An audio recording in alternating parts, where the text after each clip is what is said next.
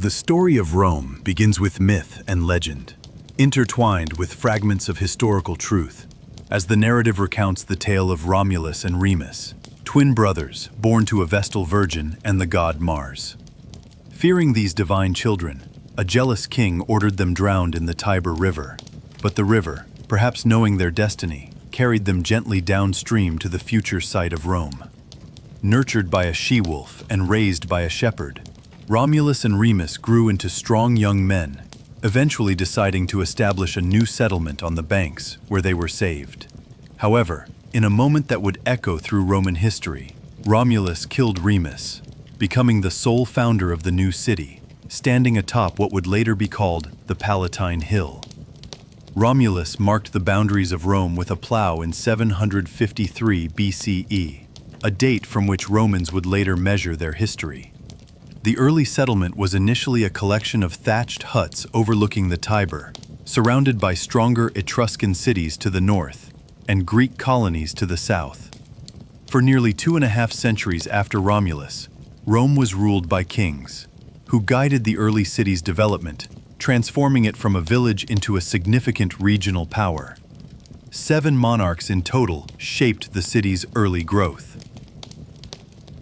Wolf's children. Blood and foundations. Long before the marble monuments and triumphs, Rome emerged from muddy riverbanks in violence.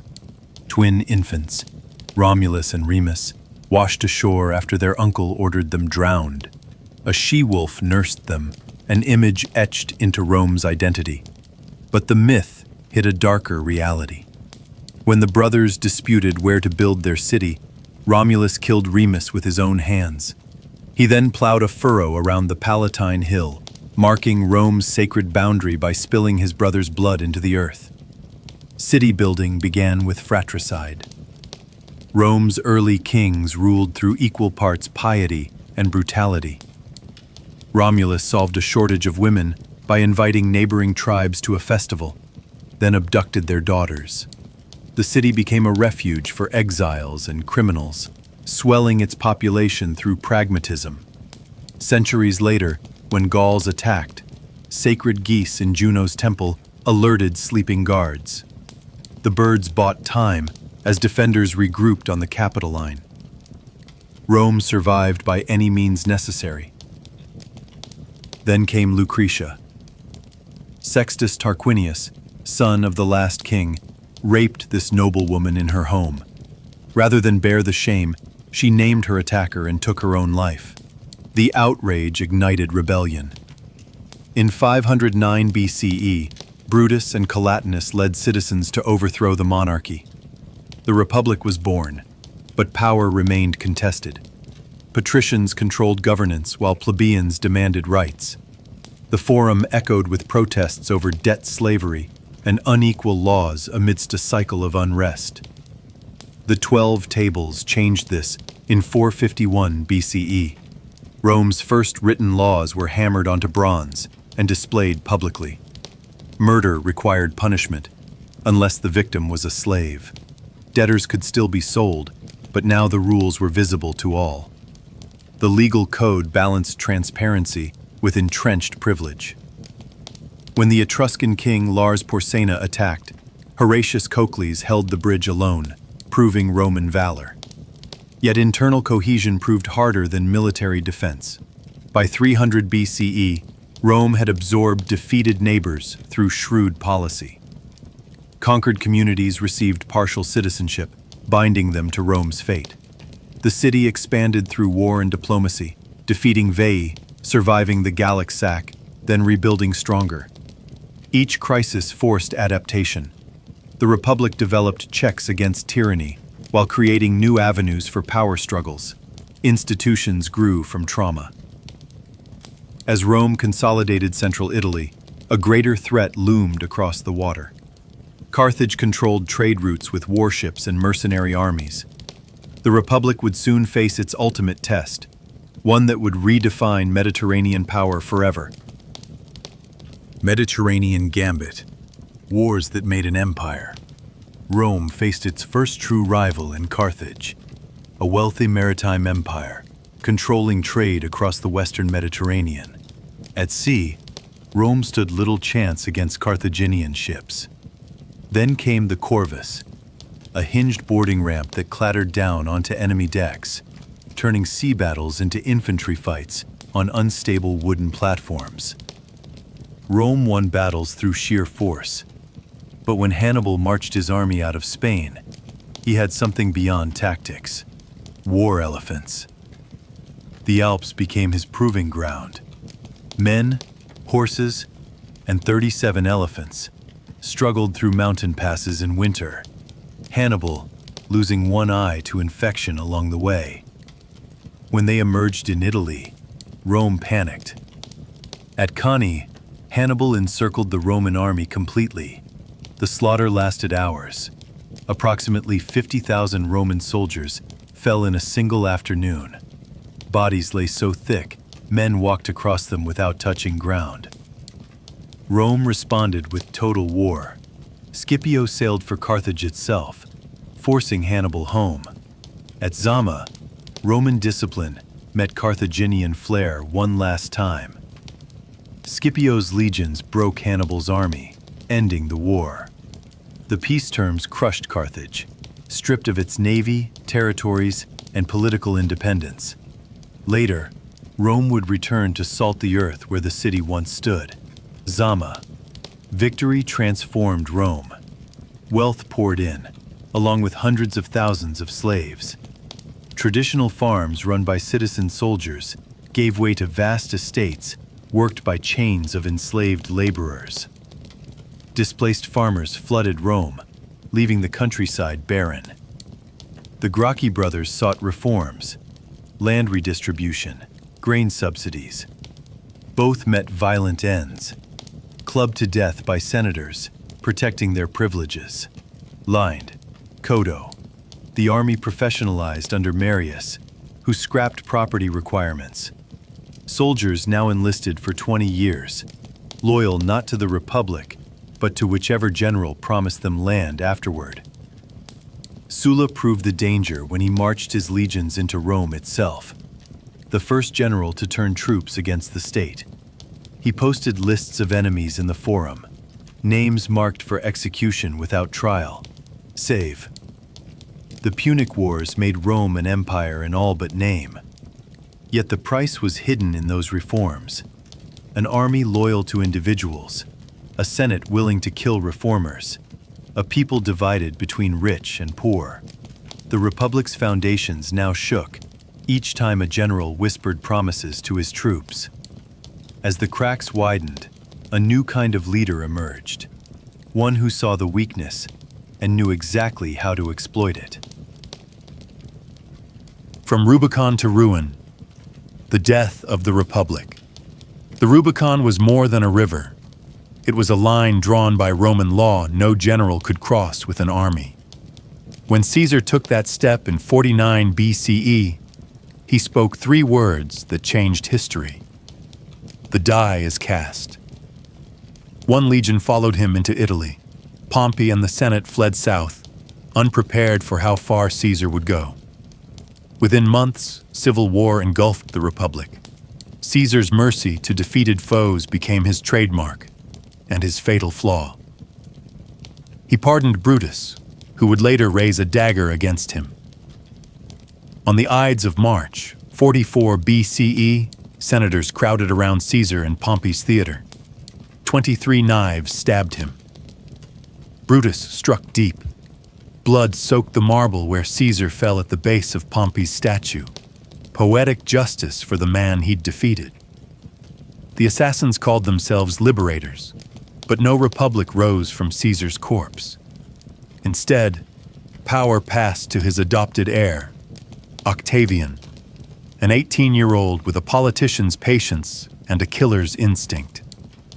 First came the second triumvirate: Octavian, Mark Antony, and Lepidus forging an alliance cemented with blood. Their prescriptions named enemies of the state, offering fortunes to informants. Cicero's hands and tongue were nailed to the rostra where he'd once swayed crowds. Bodies clogged the Tiber. When the triumvirs turned on each other, Octavian let Antony become Rome's enemy by siding with Cleopatra. At Actium in 31 BCE, Agrippa's naval tactics crushed their fleet.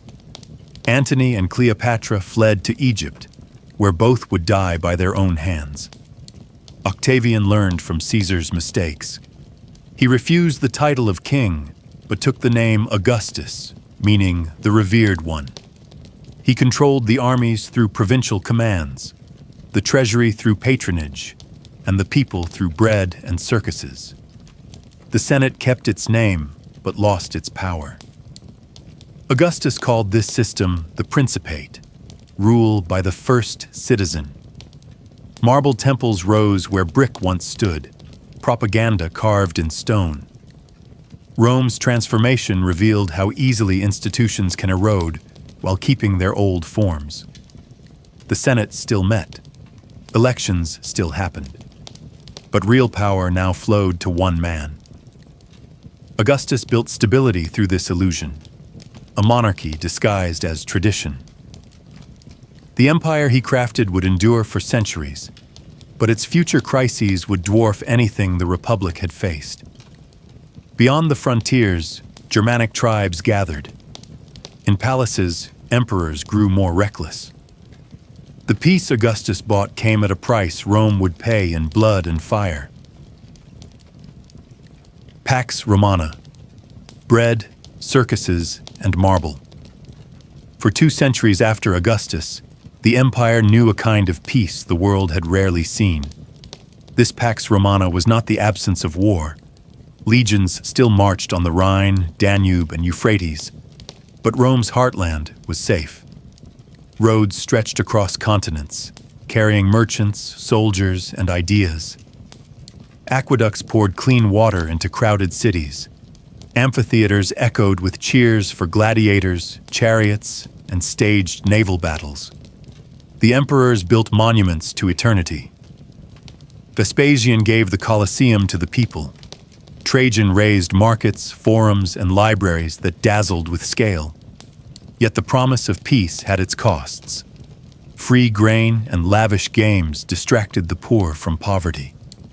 Senators bowed before emperors who pretended to share power. Beneath marble facades, inequality festered, masked by spectacle and ritual. Rome called it peace. Others called it domination. Crisis of the 3rd century. The empire's golden age ended abruptly. Between 235 and 284 CE, Rome tore itself apart. More than 20 emperors rose and fell in 50 years, most dying by sword, poison, or betrayal. Civil wars bled the legions dry. Plague thinned the population. Inflation wrecked the currency. In the West, Gaul declared independence. In the East, Palmyra crowned its own queen. Rome's frontiers buckled. Goths crossed the Danube. Persians captured a Roman emperor alive, and Germanic tribes poured across weakened defenses. Citizens who once trusted Rome's eternity now saw its fragility. The eternal city risked collapse not from one enemy, but from too many at once. External invaders, internal usurpers, and an economy rotting from within. The miracle was not survival, but that Rome endured at all. Diocletian and the Tetrarchy salvation came from reform, not conquest. Diocletian, rising from soldier to emperor, realized Rome was too vast for one man to govern. He divided power into 4, 2 senior emperors, 2 juniors, ruling east and west in tandem. This tetrarchy brought stability, at least for a time. New taxes filled the treasury, borders were fortified, and imperial ceremony elevated the emperor as a figure almost divine. But Diocletian also transformed Rome into something new. The old fiction of the Republic vanished. Emperors now ruled openly as autocrats. Edicts reached into daily life. Fixed prices, enforced professions, and persecution of Christians who refused to honor the gods. When Diocletian retired voluntarily, the only emperor to do so, his system fractured. The empire survived, but unity was a mask that no longer fit. Constantine and the Christian Empire. From the chaos emerged Constantine, whose vision would change Rome forever. At the Milvian Bridge in 312 CE, facing impossible odds, he claimed to see a sign in the sky, a cross of light with the words, "In this sign, conquer." He ordered his soldiers to paint Christian symbols on their shields. Victory followed, and so did faith. Constantine legalized Christianity, ending centuries of persecution. He founded a new capital, Constantinople, shining on the Bosporus, a bridge between Europe and Asia. Pagan temples still stood, but crosses rose beside them. The empire's identity shifted from polytheistic tradition to a single god, carried in scripture and song. In uniting the empire under this faith, Constantine gave Rome a second life, though in doing so he severed it from the pagan world that had once built it. The Roman Empire didn't collapse. It transformed. First a city, then an empire. First pagan, later Christian. The western half fell, but the east survived as Byzantium for another 1,000 years, its people still calling themselves Romans. Their legacy wasn't just in roads or laws, but in patterns. Crisis led to reinvention. Power hid behind tradition. Like Rome preserved Greek knowledge, later empires would borrow from Rome itself. What begins often ends differently. Not in fire, but slow change. The ruins hold more than fallen columns. They hold lessons. Every empire plants seeds of its own undoing. The question is, what grows after?